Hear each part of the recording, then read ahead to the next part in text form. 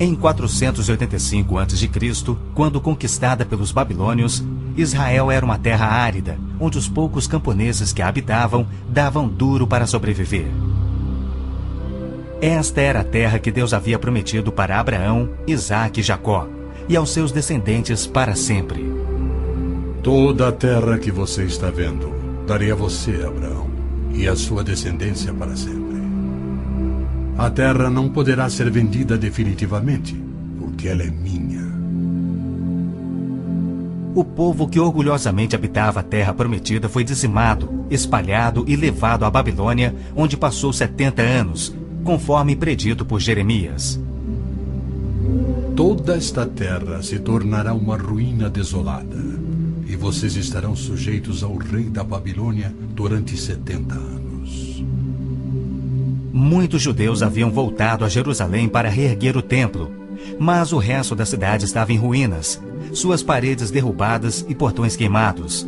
Em meio à desolação, Deus inspirou o profeta Zacarias a proferir uma das profecias mais notáveis já registradas. Ela predizia o período bíblico conhecido como os últimos dias. Farei de Jerusalém uma taça que embriague todos os povos ao seu redor. Farei de Jerusalém uma pedra pesada para todas as nações. O cumprimento dessa profecia após o admirável renascimento de Israel em 1948 é constatado pelo mundo todo. Exatamente como previsto na Bíblia, ao invés de Nova York, Berlim ou Moscou, a pequenina Jerusalém é o fardo maior dos países do mundo. O peso que ela tem é tal que o Conselho de Segurança das Nações Unidas dedicou quase 1/3 das suas deliberações a Israel, que representa apenas 1/1000 da população mundial.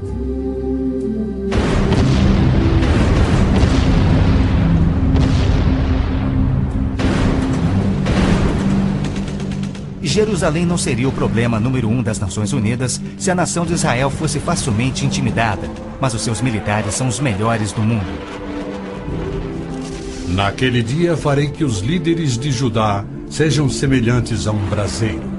Eles consumirão todos os povos ao redor. O Senhor protegerá os que vivem em Jerusalém.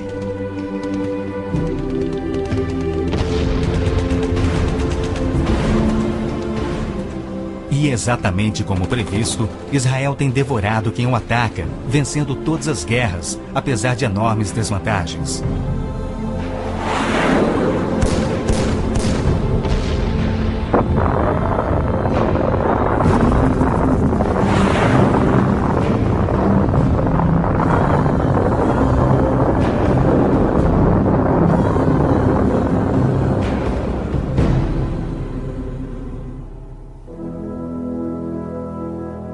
O anjo Gabriel revelou a Daniel que Jerusalém seria reconstruída e que após 483 anos viria o Messias. E que seu próprio povo, o povo de Israel, o rejeitaria e o crucificaria. Que a cidade e o templo ficariam outra vez em ruínas. E foi assim que aconteceu. Depois o ungido será morto e já não haverá lugar para ele. A cidade e o lugar santo, o templo, serão destruídos pelo povo do governante que virá. Jesus entrou em Jerusalém no dia exato da profecia. Foi aclamado como Messias e depois rejeitado. Jesus mesmo profetizou: Eu lhes garanto que não ficará aqui pedra sobre pedra. Serão todas derrubadas. E serão levados como prisioneiros para todas as nações. No ano 70 DC, exatamente como Cristo previu, os exércitos romanos sob Tito saquearam Jerusalém, derrubaram o templo de Herodes e não deixaram pedra sobre pedra. Mais de 1 milhão de judeus foram mortos e o remanescente espalhado pelas nações. Vocês serão desarraigados da terra em que estão entrando para dela tomar posse. Então o Senhor os espalhará pelas nações, de um lado ao outro da terra. Os profetas de Israel também previram o antissemitismo, que perseguiria os judeus por toda parte. Vocês serão motivo de horror e objeto de zombaria e de riso para todas as nações. Espalhados entre as nações, os judeus têm sido odiados, perseguidos e mortos como nenhum outro povo, enquanto a estéril terra de Israel permaneceu de luto. Após sua visita em 1867, o escritor Mark Twain escreveu: Belém, a terra em que os anjos cantaram não é habitada por criatura alguma. A Palestina se recobre de pano de saco e cinzas, desolada e sem beleza. Em outra de suas profecias admiráveis, Jesus declarou: Jerusalém será pisada pelos gentios, até que os tempos deles se cumpram. Jerusalém foi disputada por todos os grandes povos da história. Babilônios a dominaram, depois os medo-persas. Alexandre o Grande tomou a Palestina para os gregos em cerca de 300 a.C. Depois foram os egípcios, seguidos pelos assírios e então os romanos. Invasores islâmicos se apoderaram dela, mas foram depostos nas cruzadas.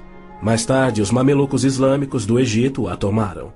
Depois, os turcos otomanos reinaram por 4 séculos. E ao longo destes séculos, os judeus ali viveram e sofreram. O pleno cumprimento das profecias bíblicas sobre Israel, Jerusalém e os judeus é a prova incontestável da existência de Deus e da veracidade bíblica.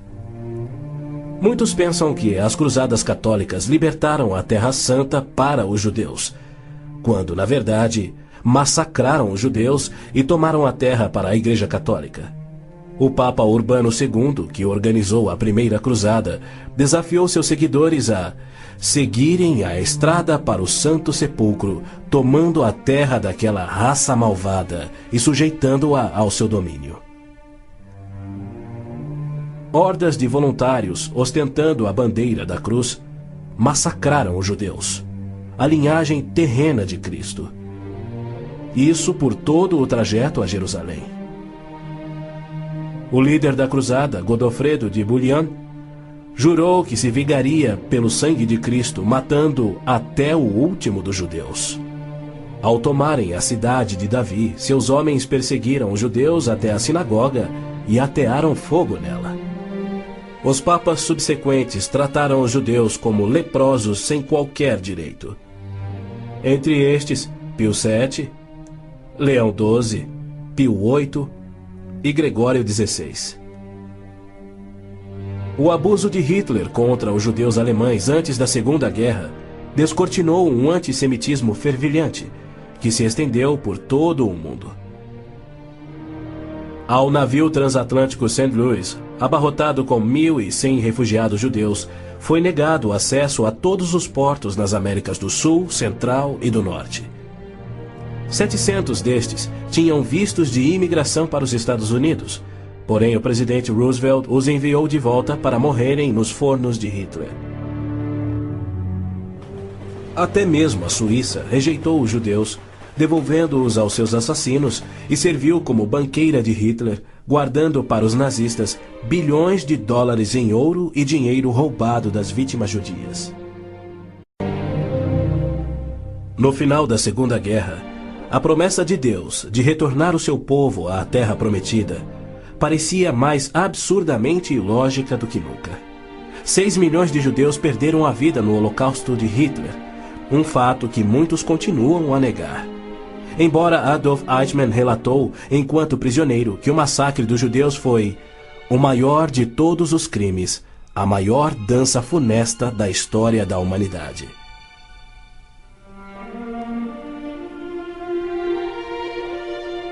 E o mais incrível é que, após a guerra, centenas dos esqueléticos sobreviventes, libertados dos campos de extermínio, foram mortos em toda a Europa.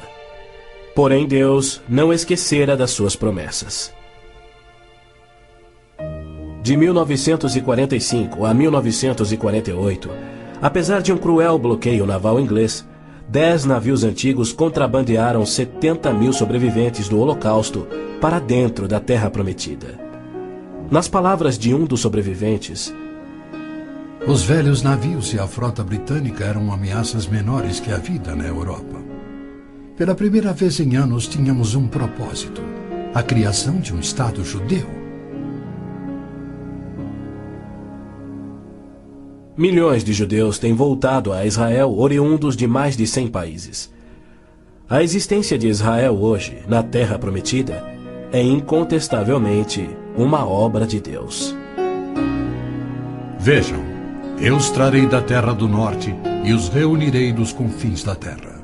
Aquele que dispersou Israel o reunirá. Em novembro de 1947, as Nações Unidas adotaram a sua Resolução 181.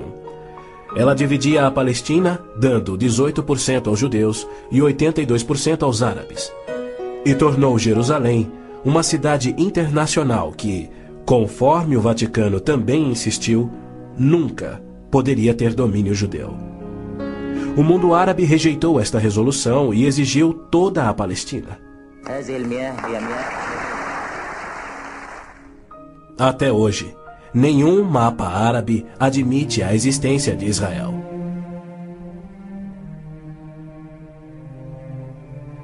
Em 14 de maio de 1948, Israel declarou sua independência. E foi imediatamente invadido por 6 nações árabes. Seus soldados eram várias vezes mais numerosos que os colonos judeus e tinham superioridade indiscutível em armas, tanques e aviões. Tendo recebido da ONU uma faixa estreita e indefensável de terra, rodeada de inimigos dispostos a exterminá-lo, Israel deveria ter sido aniquilado. Porém, para a surpresa do mundo inteiro, que torcia para os seus inimigos, os colonos israelenses derrotaram os que buscavam destruí-los, exatamente como Deus prometera. E assim tem acontecido em guerra após guerra, à medida que seus inimigos têm tentado aniquilar Israel. Sim, é isto mesmo. A aniquilação é o seu propósito declarado. Os muçulmanos têm como dever religioso a exterminação dos judeus. Eles sonham com sua destruição e promovem festividades para honrar os assassinos dos inocentes cidadãos de Israel. O fundamentalismo islâmico começa a varrer o nosso mundo. O próprio Maomé declarou: A última hora não virá antes que os muçulmanos lutem contra os judeus e os muçulmanos os matem. Mas por que a imprensa chama os terroristas muçulmanos de radicais e extremistas? Na verdade, eles apenas estão sendo fiéis ao islamismo. O Corão ordena: Não tomeis por confidentes amigos os judeus nem os cristãos. Matai os idólatras, os não muçulmanos, onde quer que os acheis. Capturai-os, acossai-os e espreitai-os. Líderes muçulmanos, religiosos e políticos ameaçam os judeus como fazia Hitler na TV, pelo rádio e alto-falantes nas ruas e nas mesquitas. Quando Gaddafi brada: a batalha de Israel será tal que Israel deixará de existir, ele fala por todos.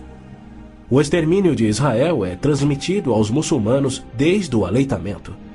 Um ministro da educação da Síria escreveu: O ódio com que doutrinamos as mentes dos nossos filhos desde o parto é sagrado. Um livro-texto de adolescentes egípcios declara: Israel não viverá se os árabes forem firmes no seu ódio. E um livro de pré-adolescentes diz: Os árabes não desistem de trabalhar em prol do extermínio de Israel. É uma loucura Israel tentar firmar acordos de paz com inimigos como estes, mas a pressão mundial o obriga a isto. Na Guerra de Yom Kippur de 1973, milhares de tanques atravessaram simultaneamente o Sinai, oriundos do Egito, e descendo o Golã a partir da Síria num ataque surpresa cuidadosamente orquestrado. As forças militares de Israel estavam todas de licença, celebrando a mais sagrada de suas festas religiosas, levando, portanto, 3 dias para que se mobilizassem. 300 mil israelenses enfrentaram 1,2 milhões de árabes. Escapando por um fio da derrota, Israel sofreu pesadas baixas. Mas, em cumprimento incontestável da admirável profecia de Zacarias, de que as tropas judias seriam como fogo que consumiria as nações vizinhas, Israel expulsou os seus inimigos.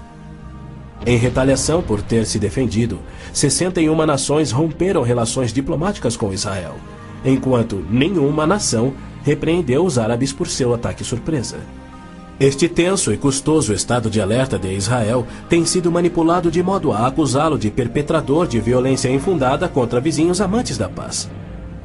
O antissemitismo é uma força motriz da mídia mundial, que é muito influenciada pelo dinheiro do petróleo. Não se veicula nenhuma crítica aos árabes e suas repetidas ameaças de extinção de Israel. Quando Israel deportou 400 terroristas do Hamas e do Jihad Islâmico por terem matado e mutilado centenas de seus civis, foi criticado pela mídia internacional e censurado pelas Nações Unidas. Mas quando o Kuwait deportou 300 mil palestinos, em sua maioria civis inocentes, a mídia fez pouco caso e as Nações Unidas ignoraram o fato. As Nações Unidas são flagrantemente pró-árabes e contra Israel. As chamadas Forças de Paz das Nações Unidas no Líbano abrigaram terroristas da OLP, ofereceram suas instalações para treinar terroristas, forneceram equipamento militar e auxiliaram as equipes de terroristas a caminho de atacarem Israel. Quando Israel se viu pressionado a ponto de invadir o sul do Líbano para expulsar a OLP, descobriu na área das Nações Unidas estoques suficientes de armamentos para sustentarem uma invasão de 1 milhão de homens. E a maioria, incrivelmente, era avançada demais para ser operada pela OLP e era obviamente destinada a uma invasão soviética. A ONU já condenou Israel mais de 370 vezes por ter se defendido, porém nunca condenou os terroristas ou os seus agressores. 2 anos após a Olimpíada de Munique, em que a OLP assassinou 11 atletas israelenses, Arafat, o seu líder, foi convidado para falar na Assembleia Geral da ONU. E foi recebido como herói, embora clamasse pela extinção de Israel. O então secretário-geral da ONU, Boutros Ghali, declarou: Os judeus devem abrir mão de sua condição de nação e do Estado de Israel para serem assimilados como uma comunidade do mundo árabe. O Domo da Rocha, no cume do Monte Moriá, está situado no coração de Jerusalém. Esta edificação de 141 mil metros quadrados inspira paixões tão explosivas que pode ser o estopim da Terceira Guerra Mundial a qualquer instante.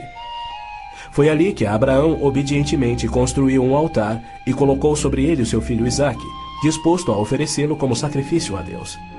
Mas Deus o impediu e proveu um carneiro para substituir a Isaque. 900 anos mais tarde, há cerca de 3.000 anos, o rei Davi comprou aquele terreno santo de Araúna, o Jebuseu, para poder edificar ali um altar a seu Deus.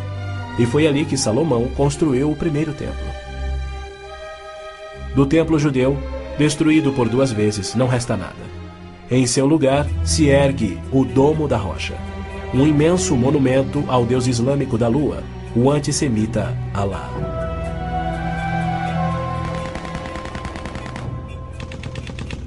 Em 1967,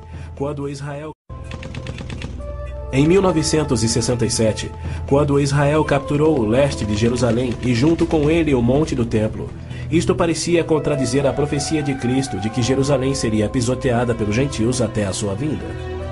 Mas, incrivelmente, Israel imediatamente devolveu o Monte do Templo aos cuidados do rei Hussein da Jordânia.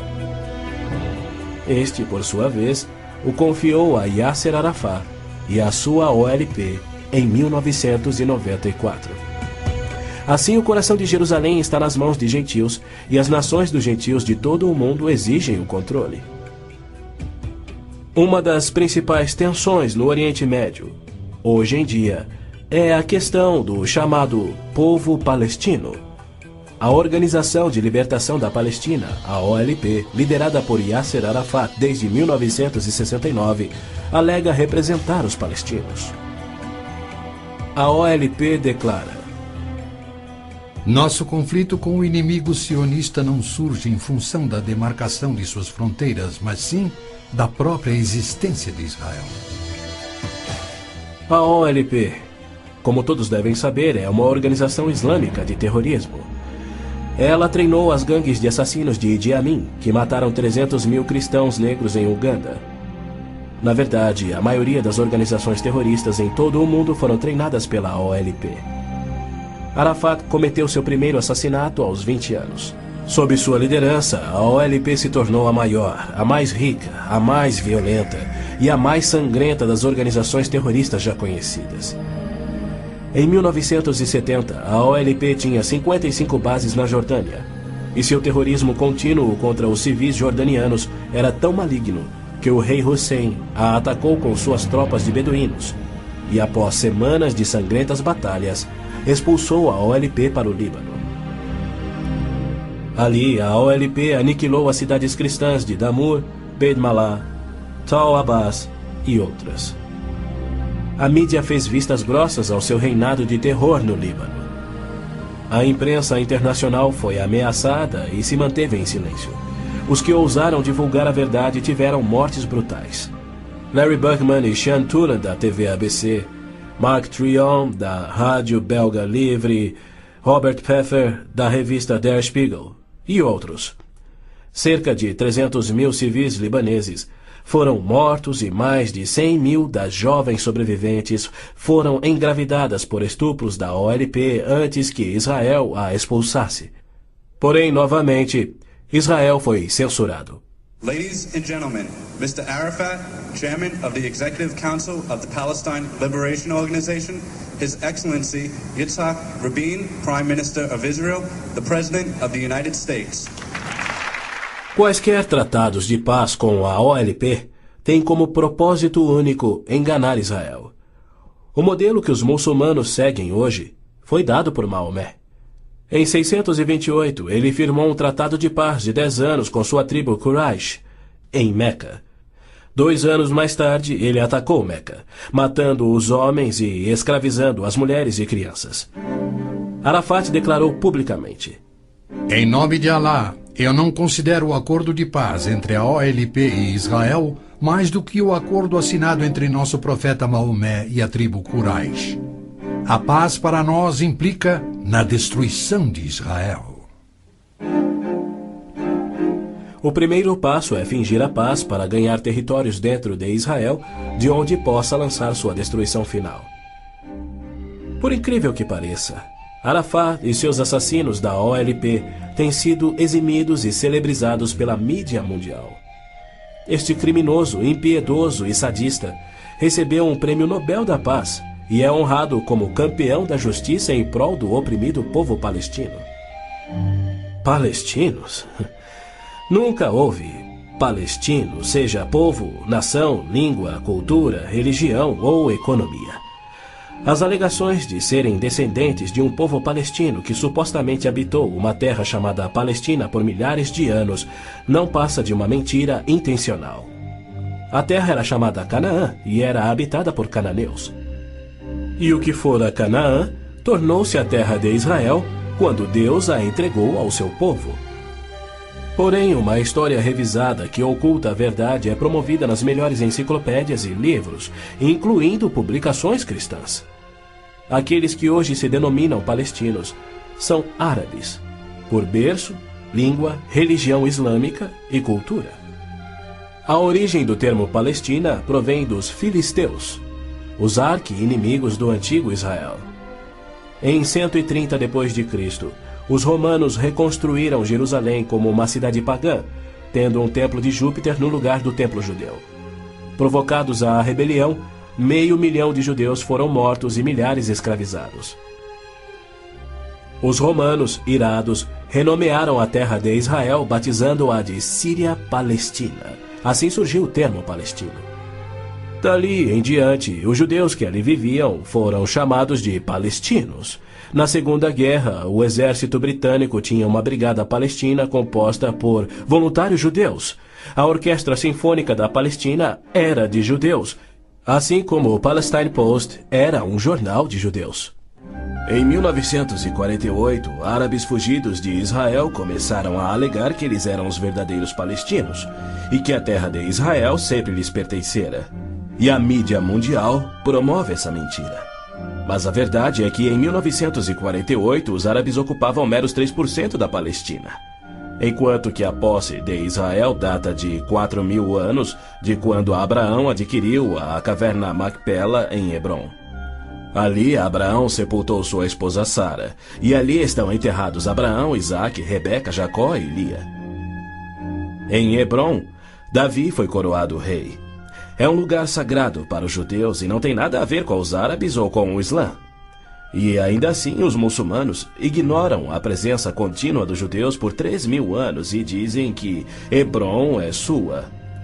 Construíram uma mesquita e estão determinados a expulsar todos os residentes judeus.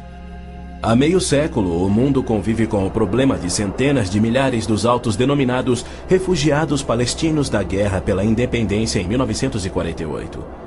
Em mais uma mentira típica, a mídia internacional acusa os judeus de impiedosamente desalojarem a população nativa. Mas, na verdade, foi o alto comando árabe que os instruiu por rádio a deixar rapidamente a Palestina enquanto eles massacrariam os judeus.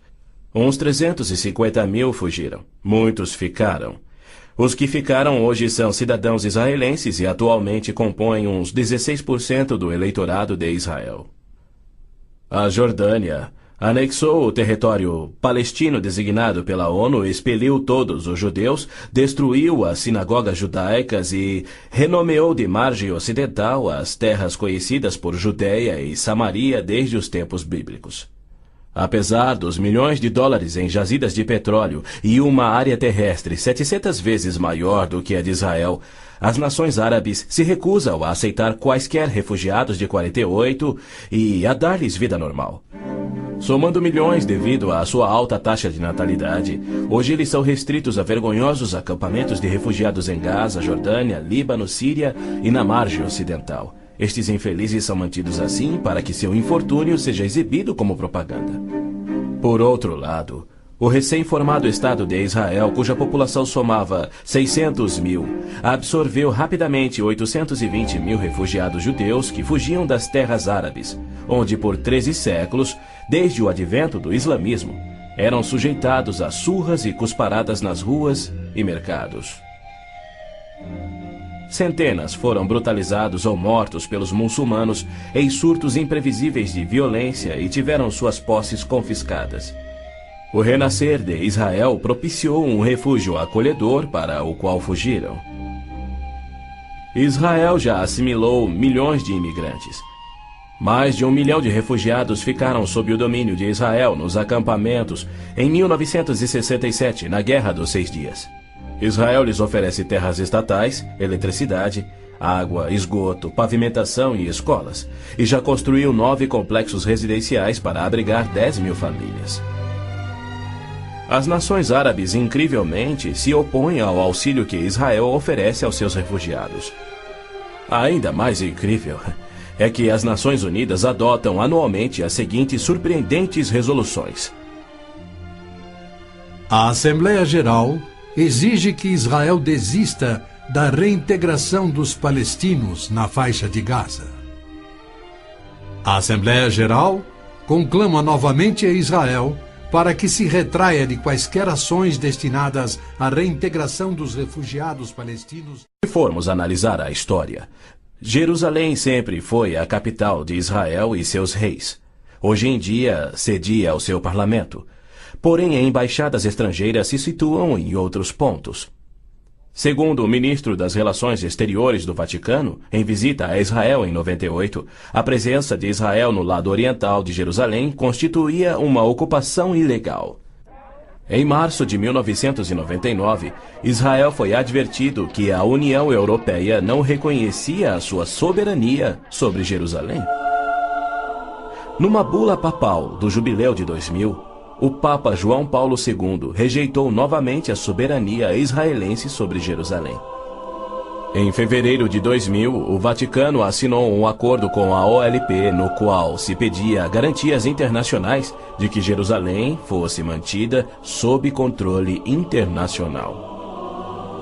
Os maiores inimigos de Israel são o Islã e o catolicismo romano.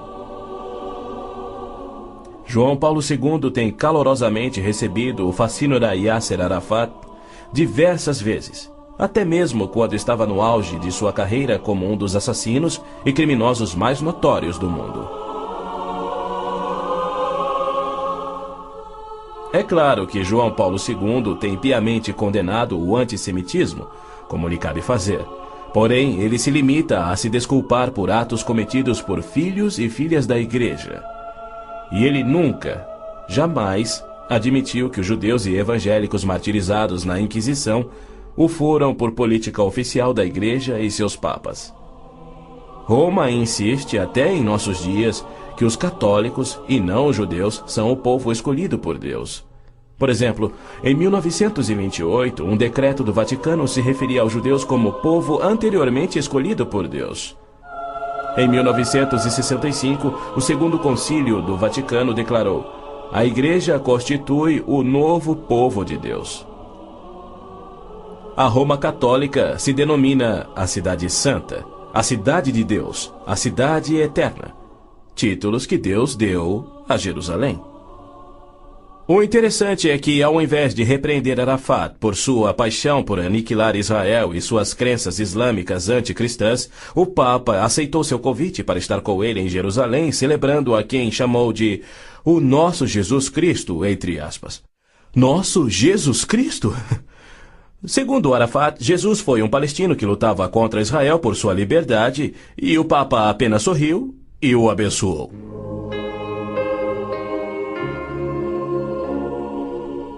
Os judeus culpam a Cristo e aos cristãos pelo antissemitismo do catolicismo romano.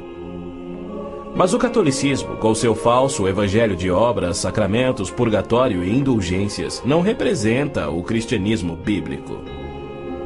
Nenhum cristão verdadeiro poderia ser antissemita. Jesus foi um judeu. Inclusive, a Igreja Católica matou muito mais evangélicos do que judeus. O Papa Inocêncio III massacrou por completo a cidade de Béziers, na França. Morreram cerca de 60 mil cristãos albigenses. E, segundo o Papa, foi o auge do seu papado. Os exércitos dos papas levaram um século para exterminar os albigenses, e o mesmo destino foi imposto aos valdenses, huguenotes, husitas e outros. No massacre de São Bartolomeu foram chacinados 70 mil huguenotes, mais 200 mil foram mortos depois e 500 mil fugiram da França para salvar a vida. E como estes, há muitos outros exemplos. Hitler não assassinaria os 6 milhões de judeus se os séculos do antissemitismo romano não tivessem preparado o caminho. Em 26 de abril de 1933, Hitler relembrou aos representantes do Vaticano, Bispo Börning e Monsenhor Steinmann, que por 15 séculos Roma considerara os judeus parasitas a serem exterminados, e que ele lhes oferecia uma solução final para o problema dos judeus. Antes de se tornar o Papa Pio XII, o cardeal Eugênio Pacelli, núncio papal da Alemanha, entregou dinheiro do Vaticano a Hitler para formar o partido nazista. Ao se tornar Papa, Pacelli enviou uma mensagem de apoio ao Führer. Ao ilustre Herr Adolf Hitler, Führer e chanceler do Reich alemão. É com grande prazer que recordamos os muitos anos passados na Alemanha como núncio apostólico, ocasião em que fizemos de tudo para estabelecer relações harmoniosas entre a Igreja e o Estado. Agora, suplicamos ainda mais fervorosamente para alcançarmos este alvo.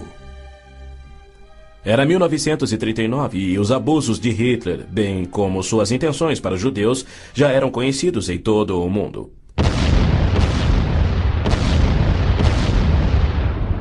Foi em janeiro daquele ano que Hitler declarou que a guerra resultaria na, abre aspas, exterminação da raça judaica, fecha aspas. Die Völker noch einmal in einen Weltkrieg zu stürzen, dann wird das Ergebnis nicht der Sieg des Judentums sein, sondern die Vernichtung der jüdischen Rasse in Europa. Após 4 anos, em 22 de junho de 1943, enquanto pairava a fumaça de judeus incinerados nos céus da Europa, O Papa Pio XII, em contraposição à promessa de Deus, escreveu ao presidente Roosevelt tentando dissuadi-lo de tornar a Palestina em terra judia. Não existe precedente histórico para justificar o regresso de um povo a uma terra deixada 19 séculos antes.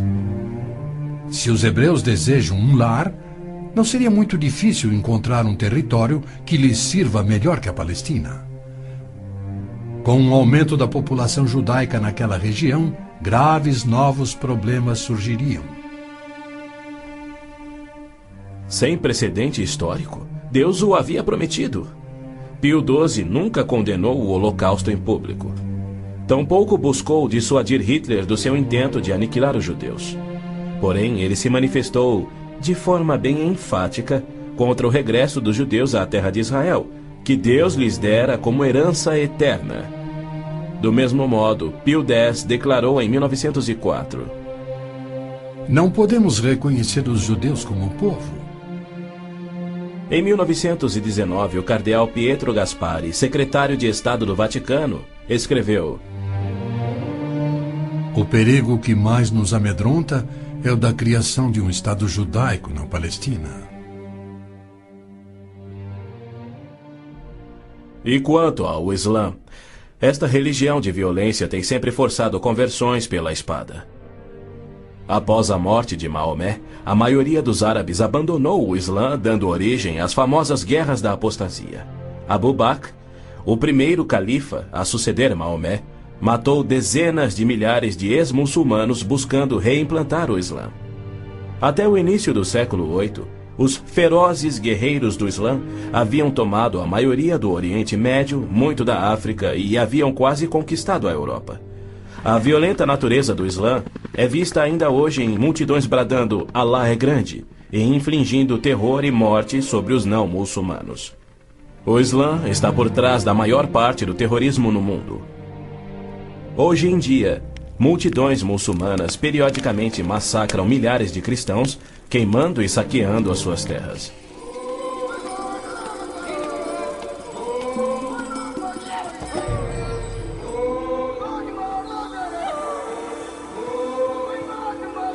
No sul do Sudão, milhões de cristãos negros estão sendo privados de alimento, escravizados e até mortos pelo governo islâmico do norte. É verdade que os judeus foram mortos durante as cruzadas, mas isso foi contra o ensinamento de Cristo e seu divino exemplo. Já os terroristas muçulmanos matam como forma de obediência a Alá, em obediência ao Corão e ao ensino e exemplo de Maomé. Qualquer estudioso muçulmano concordará ser o dever sagrado de todo muçulmano em todas as eras praticar guerra santa o quanto for possível para forçar o mundo inteiro à submissão ao Islã. O Corão mantém mais de 100 versículos sobre lutar e matar neste propósito.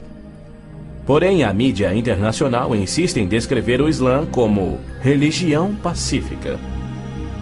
Tony Blair, o premier britânico, classificou o Islã dizendo ser sinônimo da paz, tolerância, além de uma força para o bem. Muitos políticos de destaque no Ocidente têm elogiado o Islã e seus caminhos pacíficos, e líderes religiosos também.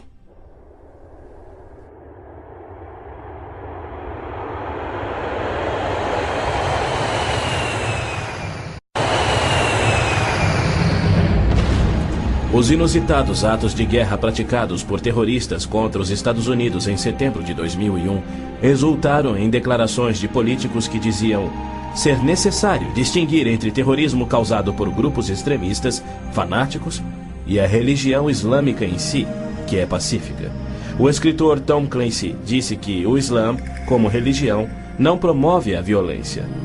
Uma declaração incrível frente aos ensinos contidos no Corão, os de Maomé, e a violência contínua que historicamente caracteriza o avanço do Islã. Esta é a visão romântica do Islã que encoraja o terrorismo. Para esses criminosos, Arafat é a prova viva das recompensas conferidas aos que aspiram ao terrorismo. Ele é o mais vil e bem-sucedido terrorista da história. A OLP detinha o recorde do maior sequestro aéreo, 4 aeronaves numa única operação, apenas igualado em 2001. o maior número de reféns, 300 pessoas na mesma operação e outros recordes que se mantêm até hoje. O número de pessoas baleadas num aeroporto, o maior resgate pago, $5 milhões pagos pela Lufthansa. A maior diversidade de alvos, 40 aeronaves de passageiros civis, 5 navios de passageiros, 30 embaixadas ou missões diplomáticas, além de incontáveis fábricas, depósitos de combustível, etc, etc, etc. Ao invés de ser julgado como réu em corte internacional, assim como os nazistas e líderes sérvios, os sangrentos atos de Arafat atraíram a ONU, a União Europeia e incontáveis líderes políticos e religiosos para o seu lado contra Israel e lhe outorgaram o Prêmio Nobel da Paz. O que confere a pilotos habilidosos a coragem e o ímpeto de se apoderarem de jatos comerciais e arremetê-los contra edifícios civis ou militares. Ou outros que se suicidam explodindo ônibus em Tel Aviv. Somente uma coisa: a garantia islâmica do paraíso para os que morrem na jihad. Aos mártires, o Islã promete um palácio de marfim contendo 70 mansões, cada mansão contendo 70 casas e em cada casa uma cama com 70 lençóis. E em cada lençol uma linda virgem que recupera sua virgindade a cada vez que o mártir a possui. Lhe é prometido que o seu apetite para o sexo e alimento será igual ao de 100 homens. Os meninos muçulmanos ouvem essa promessa desde a infância. Ela lhes confere a coragem inconsequente que os faz treinar e executar ações terroristas suicidas para infligir morte e destruição sobre os chamados inimigos de Alá. Quando este mundo reconhecerá que o Islã é que é o culpado? E quando os muçulmanos que desprezam o terrorismo perceberão estarem seguindo uma religião terrorista, conforme a história comprova? Os muçulmanos têm continuamente se torturado, se combatido e se matado. Nos 8 anos de guerra entre o Irã e o Iraque, foram usados milhares de toneladas de gás venenoso e as mortes somaram mais do que as da Primeira Guerra Mundial. Nos territórios da OLP tomados de Israel, não há liberdade de consciência, de expressão, de religião ou de imprensa e nem voto democrático. E isto caracteriza todos os países islâmicos. Na Arábia Saudita, no berço do islamismo, não se admitem judeus. Cidadania é privilégio muçulmano. É vedada a construção de templos que não sejam islâmicos e, segundo a lei universal do islamismo, a pena de morte é oficial e é destinada ao muçulmano que se converte a qualquer outra religião. Não se pode carregar uma Bíblia nas ruas da Arábia Saudita ou realizar estudo bíblico em seu próprio lar. Mas o Islã é a religião que mais cresce no Ocidente. Na Inglaterra, congrega-se mais em mesquitas do que em templos cristãos. Da mesma forma, muitas mesquitas nos Estados Unidos têm contato com bases secretas de treinamento terrorista para que a Jihad faça da América um país islâmico. O Islã rejeita o Deus da Bíblia e nega a divindade de Cristo ou que ele morreu por nossos pecados, alegando que um discípulo sósia tomou o lugar de Cristo na cruz e que Cristo foi levado vivo ao céu e que deverá voltar a esta terra para morrer um dia. O cristianismo deve ser subjugado pela força. O Corão diz: matai os idólatras, os não muçulmanos. Onde quer que os acheis, espreitai-os. Combatei aqueles que não creem em Alá. Observem bem, assim é o Islã. Porém, segundo Robert Schuller, se ele voltasse daqui a 100 anos e descobrisse que seus descendentes eram muçulmanos, ele não se importaria. Ele pregou sua mensagem de Natal em 99 na grande mesquita de Damasco, segurando a mão do grão mufti islâmico. Mais tarde, quando entrevistado por Larry King, Schuller disse animadamente ter sentido a afinidade espiritual além de uma concordância de fé e filosofia, e se referia a esse líder muçulmano anticristão. A Bíblia diz que Deus deu a terra prometida ao seu povo escolhido, os judeus. Já o Islã diz que Alá deu estas terras aos árabes. Assim se desdobra um tremendo conflito entre o Deus de Abraão, Isaque e Jacó, que ama os judeus, e o Deus de Maomé, que odeia os judeus e pede a sua destruição. O conflito real não é entre judeus e árabes. mas entre o Deus da Bíblia, cujo nome é Javé, e o Deus do Corão, chamado Alá. 12 vezes no texto bíblico Deus refere-se a si mesmo como o Deus de Abraão, o Deus de Isaque e o Deus de Jacó. Então, Javé declarou a Moisés: diga aos israelitas, o Senhor, o Deus dos seus antepassados, o Deus de Abraão, o Deus de Isaque, o Deus de Jacó enviou-me a vocês. Esse é o meu nome para sempre, nome pelo qual serei lembrado de geração em geração. É Satanás que tem inspirado 3.000 anos de antissemitismo. Se os judeus fossem destruídos, o Messias não poderia nascer. Mesmo após a vinda de Cristo, se Satanás destruísse os judeus, Javé seria um mentiroso, incapaz de cumprir sua promessa de restaurar a terra a Israel para que dali Cristo reinasse no trono de Davi na sua segunda vinda. A integridade de Deus tem a ver com a sobrevivência de Israel. Embora não conste uma única vez no Corão, há mais de 800 menções de Jerusalém na Bíblia. Dela é dito repetidas vezes ser o local em que Javé, o Deus da Bíblia, estabeleceu o seu nome para sempre. Yasser Arafat alega que Jerusalém tem sido uma cidade árabe há milhares de anos, quando na realidade ela nunca o foi. Em julho de 1889, constou no jornal Pittsburgh Dispatch que, dos 40.000 habitantes de Jerusalém, 30.000 eram judeus e a maioria do restante era cristã. Quando Israel declarou sua independência em 1948, havia 100.000 judeus vivendo na Jerusalém antiga. Ela foi fundada há 3.000 anos por Davi, o grande rei de Israel, e se manteve uma cidade judia desde então. Não é à toa que mais de 40 vezes a Bíblia se refere a Jerusalém como sendo a cidade de Davi. Ali Deus estabeleceu o trono de Davi para sempre. E naquele trono, o Messias, descendente de Davi, deverá reinar sobre Israel e o mundo. O Senhor Deus lhe dará ao Messias o trono de seu pai Davi, e ele reinará para sempre sobre o povo de Jacó. Jerusalém é um cálice de tontear porque líderes mundiais rejeitam o Deus bíblico e seu plano de paz para Jerusalém e o mundo. A insistência do Vaticano e da ONU de que Jerusalém deve ser uma cidade internacional e dos muçulmanos que dizem que ela lhes pertence constituem desafios ao Deus de Abraão, Isaque e Jacó, assim como a paixão muçulmana pela destruição de Israel. As nações muçulmanas estão se armando com mísseis capazes de portar ogivas químicas e biológicas, além de nucleares. Certamente não são armas de defesa. Todo mundo sabe que tem um propósito único: chover morte e destruição sobre Israel. A Síria já fabricou milhares de ogivas químicas, tem vastos estoques de armas biológicas e triplicou seu poderio militar e aéreo desde a Guerra de Yom Kippur em 1973. Israel também tem armas nucleares, atualmente posicionadas em modernos submarinos, e certamente não seria vencido sem utilizá-los.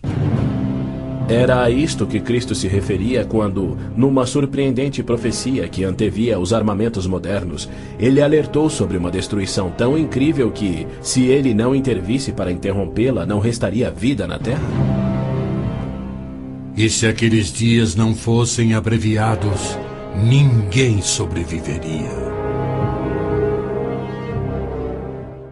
Ninguém sobreviveria. O Armagedon é tema frequente nas profecias bíblicas. A Bíblia descreve com clareza os eventos que anteciparão o Armagedon. Milhões de judeus já voltaram a Israel depois de serem espalhados entre as nações. Eles reconstruíram Israel a partir do nada e sentem-se seguros com uma falsa paz. Com a progressão do processo dessa falsa paz, os árabes matam e queimam as casas dos árabes que suspeitam estar cooperando com Israel. Terroristas muçulmanos que matam judeus são honrados nos países árabes. Ruas e feriados recebem os seus nomes. Na virada do milênio, o Prêmio Palestino de Cultura foi outorgado a Abu Daud por seu livro no qual descreveu como planejou e executou o assassinato de 11 atletas israelenses nas Olimpíadas de Munique em 72. Ainda assim, os israelenses seguem sonhando em alcançar a paz com aqueles que juraram exterminá-los. Logo a seguir virá aquilo que Jeremias chamou de o tempo da angústia de Jacó. Exércitos do mundo, sob o anticristo, serão trazidos ao Armagedon por Javé, no intento de puni-los por terem odiado, perseguido e matado o seu povo Israel, e para disciplinar Israel por sua descrença. Você, anticristo, avançará contra Israel, o meu povo, nos dias vindouros. Trarei você contra a minha terra para que as nações me conheçam, e todas as pessoas da face da terra tremerão diante da minha presença. Reunirei todos os povos para lutarem contra Jerusalém. Depois, o Senhor sairá para a guerra contra aquelas nações. As frases "a minha presença" e "o Senhor sairá para a guerra" indicam que Deus mesmo virá salvar Israel no Armagedon. Zacarias diz: Deus virá como um homem ressurreto que foi traspassado. Este só pode ser o Messias, a quem Isaías chamou Deus poderoso, o Pai eterno. Ouça novamente as previsões dos profetas judeus sobre a rejeição do Messias, sua crucificação pelo seu povo e sua morte pelos pecados do mundo. Perfuraram minhas mãos e meus pés na crucificação. Foi desprezado e rejeitado, eliminado da terra dos viventes. Por causa da transgressão do meu povo, ele foi golpeado. Então o ungido será morto e já não haverá lugar para ele, apenas para os pecados do mundo. Em consonância com os profetas de Israel, João nos revela o Armagedon no último livro da Bíblia e nos mostra Cristo voltando do céu para destruir o anticristo, exatamente como Paulo também profetizou.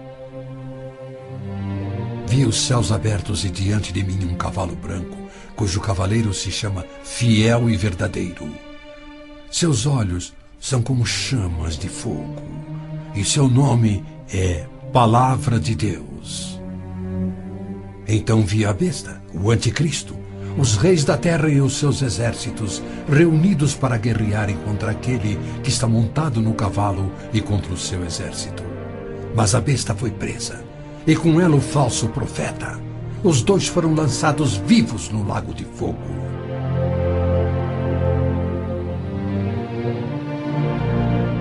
Antes do Armagedon, o anticristo irá confirmar um pacto de 7 anos, garantindo uma falsa paz entre árabes e judeus. Prometerá segurança a Israel, permitirá que Israel reconstrua o templo e reinicie os sacrifícios de animais, após um intervalo de mais de 1900 anos. O anticristo quebrará seu pacto, cessará os sacrifícios, colocará a sua imagem no templo, declarando ser Deus e exigindo ser adorado. Os que se recusarem morrerão.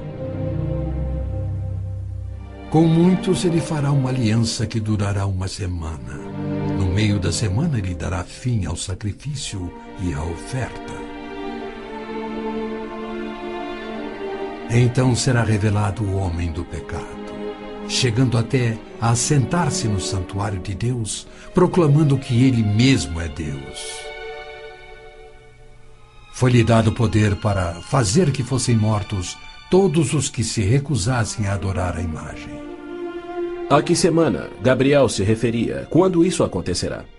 Ele disse a Daniel que após 70 semanas ou 490 anos, toda a profecia se cumpriria, Israel seria restaurado e jamais voltaria a desonrar a Deus. No final das primeiras 69 semanas de anos, ou seja, 483 anos, o Messias viria e seria morto. O tempo seria contado a partir da data em que o rei da Babilônia concedeu a autorização para a reconstrução de Jerusalém. A partir da promulgação do decreto que manda restaurar e reconstruir Jerusalém, até que o ungido, o líder, venha, haverá 7 semanas e 62 semanas. Neemias diz ter recebido autorização para a reconstrução de Jerusalém no mês de Nissan do 20º ano do rei Artaxerxes, ou seja, em 445 a.C. No domingo, 6 de abril de 32 DC, dia em que se completavam exatos 483 anos, hoje o chamado Domingo de Ramos, Jesus entrou em Jerusalém. Não num cavalo branco, conduzindo uma insurreição contra Roma, como os autoproclamados messias tentaram e os judeus queriam, mas num jumento, humildemente trazendo a salvação dos pecados, conforme Zacarias havia predito. Alegre-se muito, cidade de Sião. Exulte, Jerusalém. Eis que o seu rei vem a você, justo e vitorioso, humilde e montado num jumento, um jumentinho, cria de jumenta. Foi no dia 10 de Nissan, que era o dia em que os cordeiros pascais eram tirados do rebanho, que Jesus entrou em Jerusalém e apresentou ele mesmo ao seu povo. 4 dias mais tarde, quando Israel sacrificava os cordeiros, ele, o Cordeiro de Deus, cravado numa cruz, se entregou pelos pecados do mundo, cumprindo a profecia de Moisés. No 14º dia do mês, quando toda a comunidade de Israel irá sacrificar o cordeiro ao pôr do sol. É fato histórico indiscutível que Jesus entrou em Jerusalém num jumento no dia profetizado, foi aclamado como Messias, foi rejeitado por Israel e crucificado conforme os profetas haviam predito. Como resultado, foram postergados os planos que Deus tinha para Israel na 70ª semana de Daniel. Hoje vivemos na época que Cristo chamou de Tempos dos Gentios, pois Jerusalém é uma cidade internacional dominada por não-judeus. E Cristo tem construído a sua igreja, composta tanto por judeus quanto gentios que creem em seu nome. Somente quando esta igreja for arrebatada para os céus, conforme prometido por Cristo, é que terá início a 70ª semana de Daniel. Israel tem profundos problemas espirituais e morais, há hostilidade entre judeus religiosos e seculares e uma desilusão crescente com o judaísmo, especialmente entre a juventude. Israel sofre com drogas, pornografia, prostituição, juventude rebelde, estupros, roubos e assassinatos. Israel precisa se voltar em arrependimento para o Deus de Abraão, Isaque e Jacó. Mas os rabinos nada têm para oferecer aos pecadores arrependidos. Exatamente como Oséias profetizou, eles não fazem sacrifícios pelo pecado há 1900 anos, pois não têm um templo. Pois os israelitas viverão muitos dias sem rei e sem líder, sem sacrifício. Foi Deus quem profetizou essa condição. Por que ele permitiria que seu povo escolhido ficasse sem sacerdócio e sem templo no qual oferecer os sacrifícios pelos pecados que ele havia ordenado? Isso só faz sentido se o sacrifício de Cristo na cruz cumpriu todos os sacrifícios do Velho Testamento que já não são mais necessários. Caso contrário, Deus abandonou o seu próprio povo e todo o mundo sem recurso para o pecado. E isso ele nunca faria. As escrituras hebraicas contêm mais de 300 profecias, indicando quando e onde o Messias nasceria e como reconhecê-lo quando ele viesse. Cada uma destas foi especificamente cumprida ao pé da letra na vida, morte e ressurreição de Jesus de Nazaré. Se ele não for o Messias, então não existe um Messias. Pois foi Cristo que no dia exato, revelado pelo anjo Gabriel a Daniel, entrou em Jerusalém num jumento, foi aclamado Messias, depois rejeitado e crucificado conforme profetizado. Segundo as escrituras do próprio povo de Israel, aqueles que esperam a primeira vinda do Messias já estão atrasados em 1900 anos. A única esperança de Israel está na sua segunda vinda, e podemos ter certeza de que, havendo gerado a nação de Israel, Deus irá cumprir o seu propósito. Havendo gerado a nação de Israel, Deus irá cumprir o seu propósito. Pois ele declara: Pode uma nação nascer? Acaso faço chegar a hora do parto e não faço nascer, diz o Senhor? Acaso fecho o ventre? Tragicamente, muitos judeus só crerão no seu Messias no Armagedon.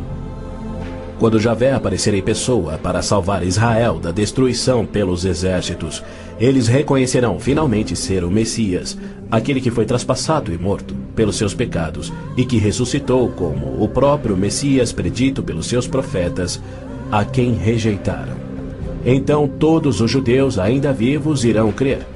Mas para todos aqueles, judeus e gentios, que morrerem sem crer nele, tragicamente não restará esperança.